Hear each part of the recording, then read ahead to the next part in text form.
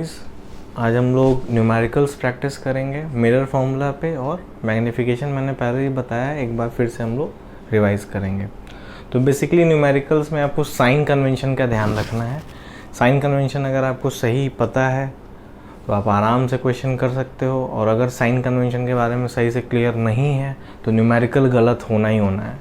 और इसके न्यूमेरिकल में बहुत ज़्यादा कैलकुलेशन नहीं होता है, पॉजिटिव नेगेटिव का ही बस डिफरेंस आ जाता है, उसकी वजह से वैल्यू इधर की उधर हो जाती है। अब मान लो 10 में से -20 करना है तो -10 आएगा आंसर, और 10 + 20 कर दोगे तो आंसर 30 आ जाएगा। तो इतने का डिफरेंस आ सकता है एक प्लस और माइनस से। तो यहाँ पे आपको पहले मैं मिरर फॉर्मूला आपको बता दूँ, मिरर फॉर्मूला क्या होता है।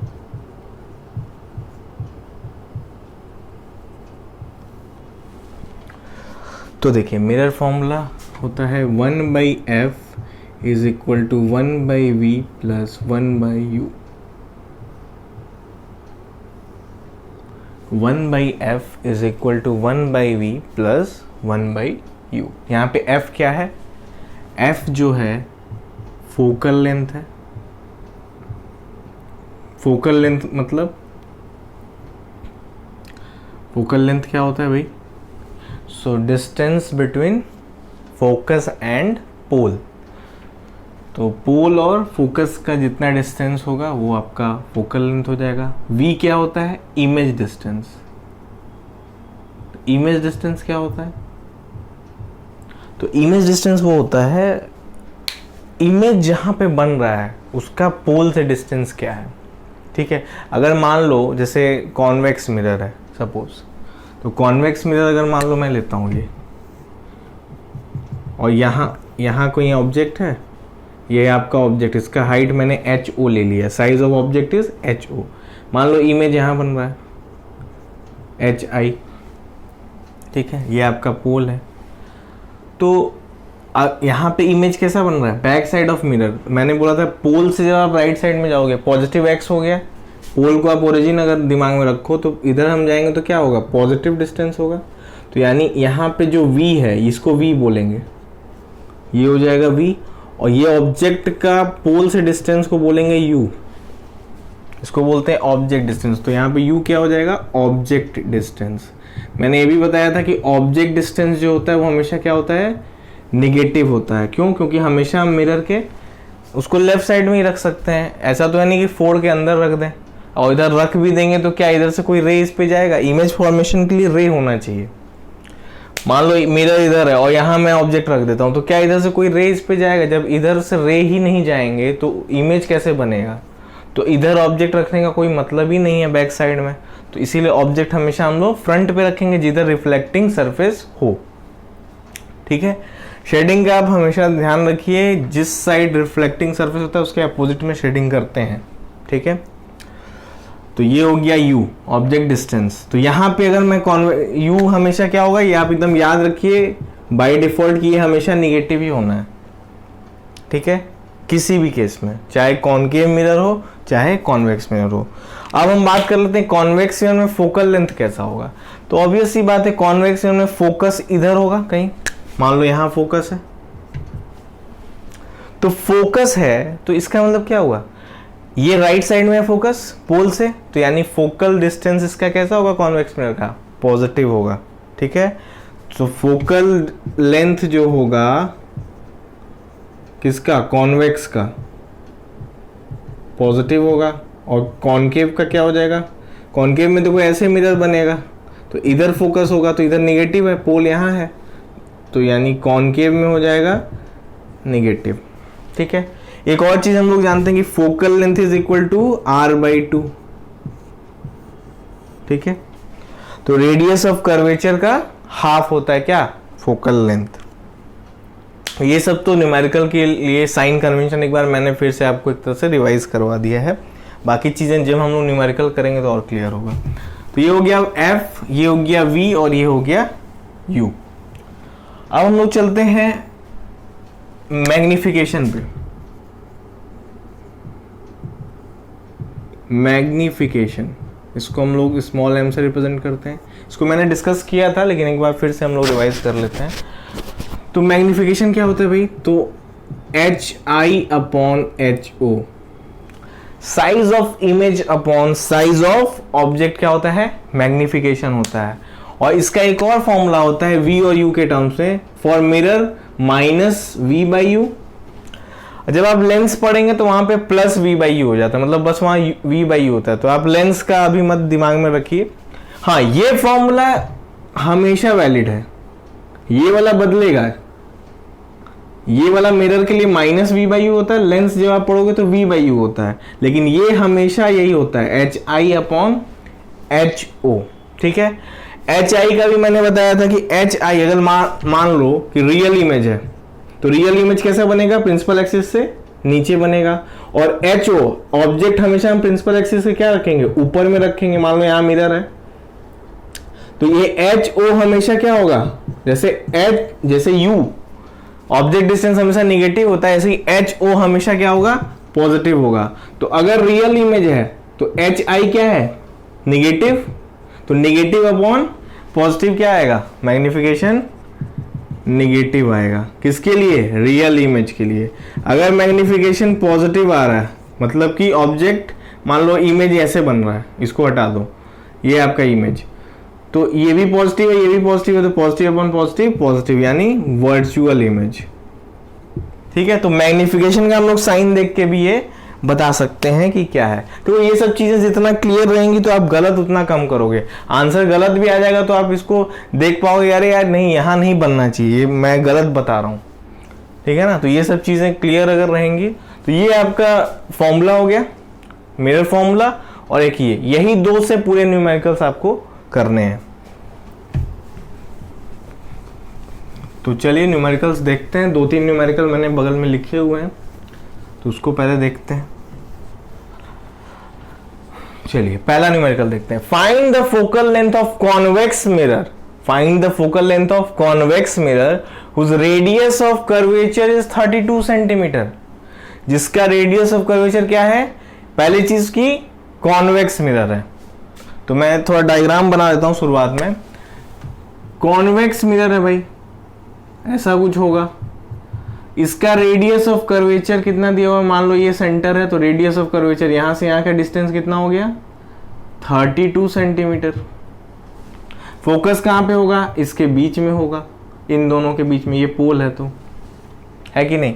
अब एक चीज बताओ, इसका जो रेडियस ऑफ कर्वेचर होगा वो कैसा होगा, पॉजिटिव ही होगा, इस साइड में है। रेडियस तो एक तरह से डिस्टेंस है, तो पॉजिटिव नेगेटिव की बात नहीं है, रेडियस क्या होगा 32 है। फोकल लेंथ यहां पे क्या होगा इसका, क्योंकि पोल से ये इधर जाएगा तो पॉजिटिव होगा, तो फोकल लेंथ क्या होता है, F इज इक्वल टू, अभी हमने फॉर्मूला बताया था R/2, और यहां पे रेडियस ऑफ कर्वेचर क्या है, R है, तो R इज इक्वल टू 32/2 यानी 16 सेंटीमीटर। और यहां पे R कैसा है, पॉजिटिव है, तो पॉजिटिव साइन लगा देंगे आप। 16 सेंटीमीटर। ध्यान रखिएगा हर न्यूमेरिकल में आप यूनिट जरूर लिखिएगा, नहीं तो काफी नंबर कट सकते हैं, तो इसका ध्यान रखिएगा। 16 सेंटीमीटर इसका आंसर आ गया। सेकेंड क्वेश्चन देखते हैं। तो सेकेंड क्वेश्चन में ये है कि an object 4 centimetre in size is placed at 25 centimetre in front of concave mirror. तो देखिए कैसे क्वेश्चन को पकड़ेंगे। पहले तो ये लिखेंगे, यहां पे आप लिख लीजिए गिवन, पहली चीज कॉनकेव मिरर दिया हुआ है, पहला तो ये हो गया सबसे इंपॉर्टेंट। अब कॉनकेव मिरर दिया है तो इसका मतलब क्या हुआ कि फोकल लेंथ उसका क्या होगा, फोकल लेंथ निगेटिव होगा, ये हमें क्लियर है। तो क्या क्या दिया है, an object 4 centimetre in size, तो ऑब्जेक्ट का साइज दिया हुआ है यानी HO दिया हुआ है आपको, साइज ऑफ ऑब्जेक्ट दिया यानी HO। मैंने बोला था, अब यहां पे तो साइन नहीं बताएगा कि पॉजिटिव है कि नेगेटिव है, ऑब्जेक्ट है और 4 सेंटीमीटर का है, तो आपको क्या बताया मैंने, HO हमेशा पॉजिटिव होता है, यानी +4 centimetre is placed at 25 centimetre in front of concave mirror. ठीक है, कहां ये ऑब्जेक्ट कहां पे रखा गया है, कॉनकेव मिरर से 25 सेंटीमीटर डिस्टेंस पे। ठीक है, तो क्या हो जाएगा, U दिया हुआ है, इसका मतलब ना u दिया हुआ है, ऑब्जेक्ट डिस्टेंस दिया हुआ कितना 25। ऑब्जेक्ट डिस्टेंस भी मैंने बोला था क्या, किसी भी मिरर के केस में निगेटिव ही होगा। ये दोनों का तो साइन एकदम क्लियर है हमें। चलिए आगे बढ़ते हैं। Of concave mirror of focal length 15 centimetre. अब यहां पे भी आपको पता होना चाहिए कि फोकल लेंथ का साइन इसका क्या होगा, पॉजिटिव होगा कि नेगेटिव होगा। फोकल लेंथ 15 सेंटीमीटर पहले तो लिख लेते हैं। अब बात करते हैं कि प्लस होगा कि माइनस। तो कॉनकेव मिरर में फोकस किधर जाता है, ऐसे अगर मैं डायग्राम बनाऊं तो फोकस यहां कहीं होगा। तो ये क्या है, पोल से नेगेटिव एक्स डायरेक्शन में पोल को अगर हम ओरिजिन मानते हैं तो फोकस के लिए जाने के लिए हमें क्या होगा, नेगेटिव हो जाएगा। यानी focal length of concave mirror क्या हो जाएगा, नेगेटिव हो जाएगा। चलिए आगे देखते हैं। At what distance from the mirror should a screen be placed in order to obtain a sharp image. ठीक है, तो कितने डिस्टेंस पे मिरर से स्क्रीन को लगाया जाए, मतलब स्क्रीन किस लिए लगाएंगे, जहां पे इमेज बनेगा। यानी कि सिंपल बात कह रहा है कि इमेज डिस्टेंस आप बताइए, v पूछ रहा है सीधी बात। At what distance from the mirror should a screen be placed in order to obtain a sharp image. तो कहां पे ये मतलब स्क्रीन को सेट किया जाए, मतलब कि मिरर को, मिरर यहां पे है, मिरर से कहां पे स्क्रीन को सेट किया जाए कि ये ऐसा हो जाए। तो पहली चीज तो हम लोग थोड़ा सा जो पढ़े हैं उसको ध्यान में रखते हैं कि ये वाले जो क्वेश्चन है, find the nature and the size of the image. Nature मतलब रियल है कि वर्चुअल है, क्या बनेगा, इरेक्ट है, ये नेचर होता है। साइज आप समझ रहे हो, HI बताना होगा। तो ये सब चीजें आपको बतानी। तो पहले जो हम लोग पढ़े थे केसेस उस पर ध्यान देते हैं। ऑब्जेक्ट कहां पे है, 25 सेंटीमीटर पे, फोकल लेंथ कितना है 15। ठीक है, तो अगर मैं इसका डायग्राम बस बनाता हूं यहां पे, तो ये है आपका फोकल लेंथ और ये उसका सेंटर कर्वेचर। तो अगर फोकल लेंथ का दुगना ये होता तो यानी ये डिस्टेंस कितना हो गया 30 सेंटीमीटर। ऑब्जेक्ट कहां पे रखा गया 25 सेंटीमीटर, मतलब यहां कहीं रखा गया होगा, है कि नहीं। तो ऐसे केस में इमेज कहां बनता है, आप याद करिए। कॉनकेव मिरर में जब सेंटर ऑफ कर्वेचर और फोकस के बीच में अगर ऑब्जेक्ट रखा जाता है तो कहां पे इमेज बनता है, तो जैसे जैसे ऑब्जेक्ट इधर आता है वैसे वैसे इमेज इधर भागता है। यानी इमेज बनता था, आप देख लीजिएगा टेबल में, इधर बनता है। रियल तो बनता ही है लेकिन और इनलार्ज भी बनता है। और मतलब देखिए इतने छोटे से कॉन्सेप्ट से आप अपने आंसर को चेक कर सकते हो कि पहली चीज आंसर क्या होना चाहिए, HI पूछा है उसमें, HI 4 से बड़ा होना चाहिए। दूसरा HI निगेटिव आना चाहिए। ठीक है, देख रहे हो आंसर आप कैसे चेक कर सकते हो, HI इसका निगेटिव आना चाहिए। दूसरा जो V है, V यही होगा, मिरर से ऑब्जेक्ट V कैसा होना चाहिए, पहली चीज तो निगेटिव आना चाहिए।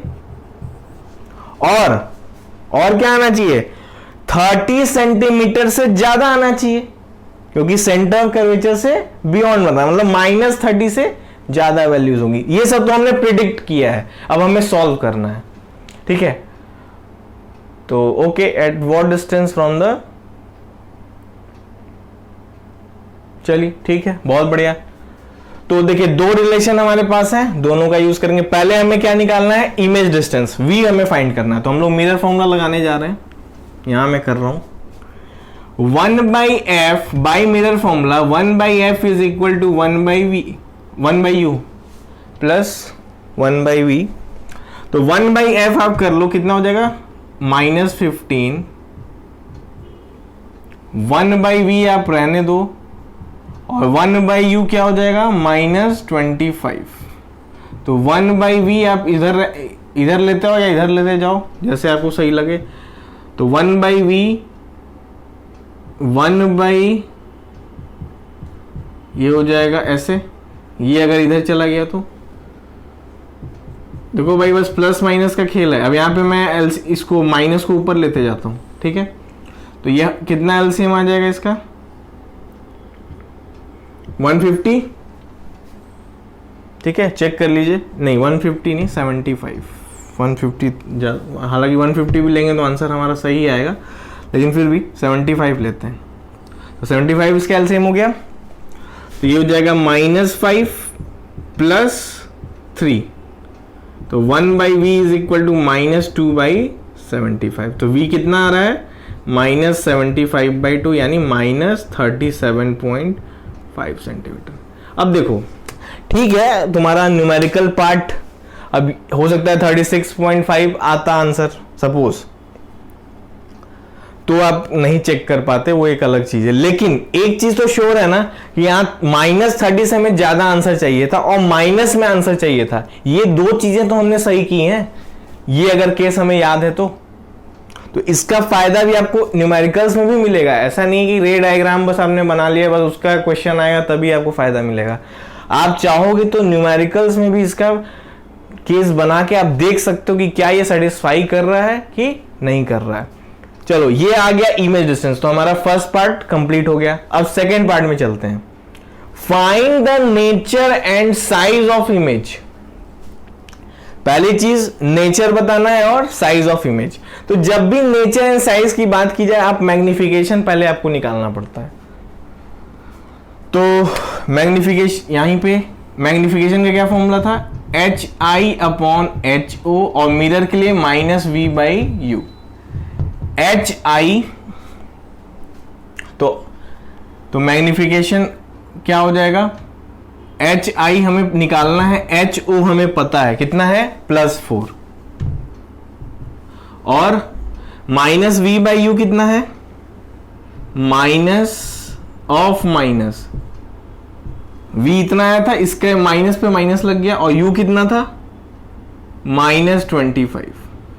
तो HI/4 ये कितना आ गया 37.5/5 माइनस लगेगा, तो HI 4 से आप इंटू कर लो तो ये हो जाएगा 120, और ये हो जाएगा 150/25, यानी HI इज 6 सेंटीमीटर प्लस। अब देखो बहुत सी चीजें हैं, आप क्या करोगे इसमें डायरेक्ट पहले मैग्निफिकेशन बस निकाल लेना।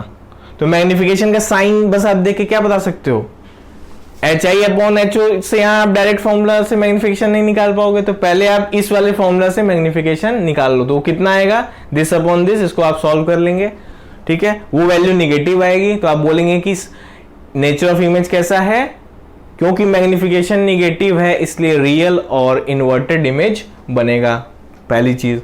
फिर आप ये वाला फॉर्मूला यूज करेंगे, HI/HO is equal to magnification. इससे आप सॉल्व करेंगे तो HI क्या आ रहा है, HI यहां पे, सॉरी यहां ये निगेटिव साइन आएगा,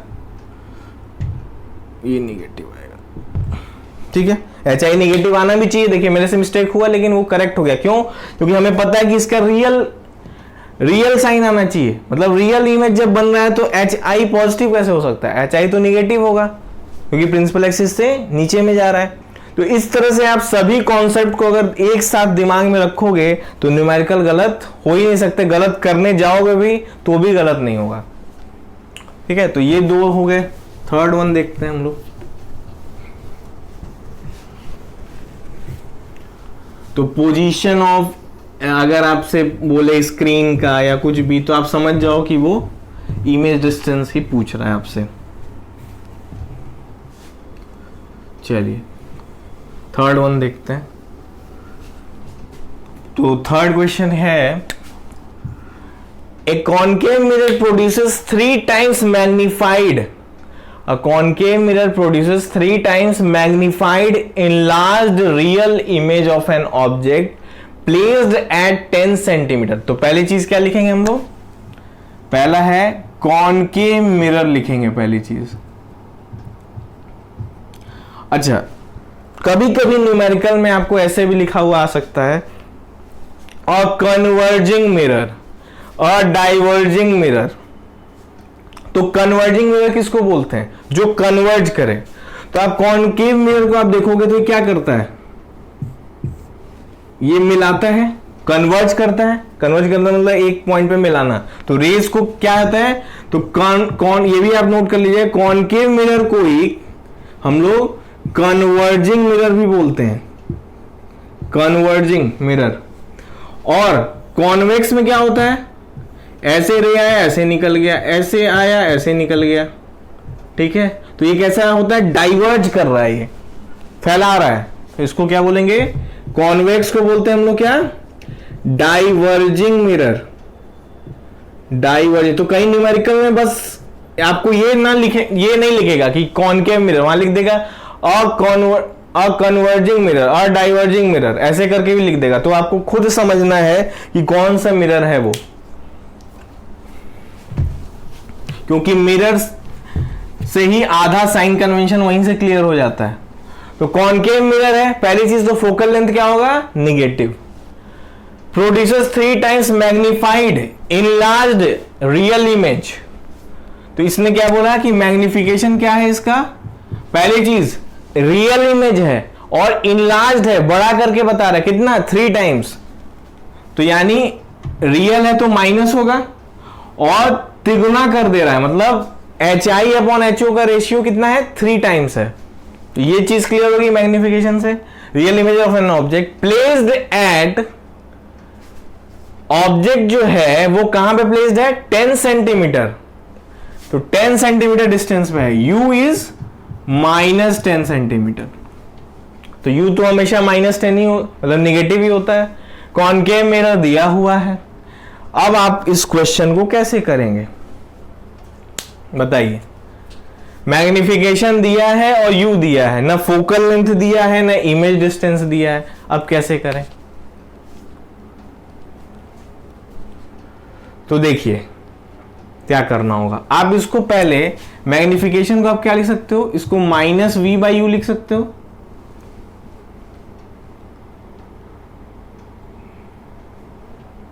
है कि नहीं। तो जब इसको माइनस लिख सकते हो तो फिर क्या करेंगे उसके आगे, इसमें इस क्वेश्चन में, हाँ ये इसमें आपको, इस क्वेश्चन में आपको V बताना है, ये छूट गया था, इसमें आपको इमेज डिस्टेंस बताना है, मतलब V बताना है। तो देखिए हमारे पास ये रिलेशन है -3 = -V/U। तो हम लोग क्या करेंगे, U की वैल्यू निकाल लेंगे, ठीक है। तो U दिया हुआ है और V यहां से नहीं मिल जाएगा हमें,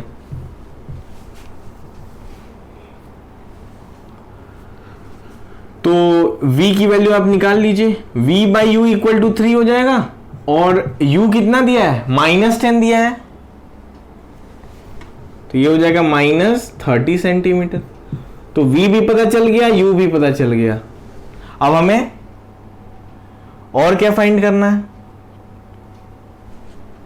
और कुछ नहीं फाइंड करना है, हमें इमेज डिस्टेंस ही फाइंड करना था। तो अब आपसे अगर यहां से पूछे कि इस मिरर का फोकल लेंथ बता दीजिए, तो आप फोकल लेंथ भी बता दोगे।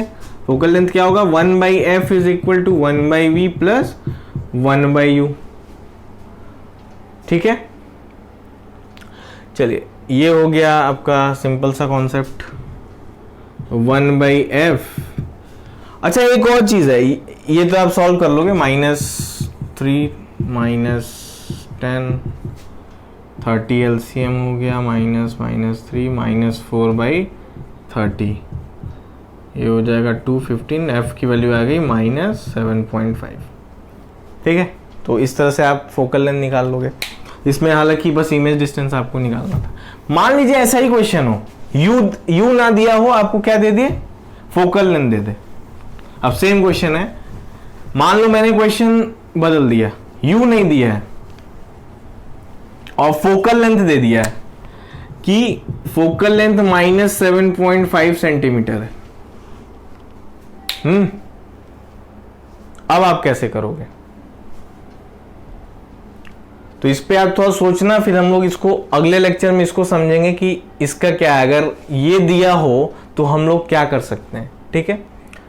तो आज के लिए इतना ही, ये 3 न्यूमेरिकल्स और करेंगे, अगले क्लास में भी हम 2-3 न्यूमेरिकल्स और करेंगे और उसके बाद फिर हम लोग आगे बढ़ेंगे, ठीक है। तो आज के लिए इतना ही, थैंक यू।